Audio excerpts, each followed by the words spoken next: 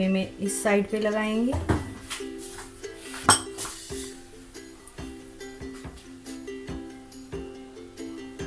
Half way में हम इस साइड पे लगाएंगे। ऐसा अच्छे से वाटर लगाएंगे।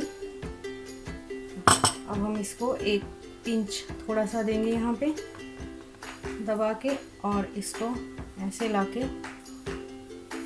ऐसे इसको दबाएंगे। ये देखिए, ये हमारा कोन रेडी है बिल्कुल। इसको हम थोड़ा सा यहाँ पे पिंच करेंगे अंदर की तरफ ताकि ये खुले ना। पिंच किया और ये हमारा कोन बिल्कुल रेडी है। अब हम इसमें फिलिंग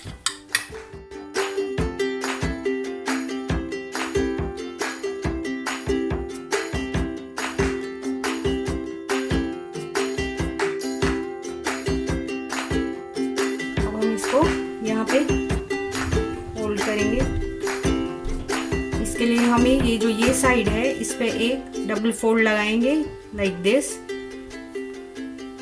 ये लगाना है ऐसे। ये फिक्स हो गया और हम इसको करेंगे अब।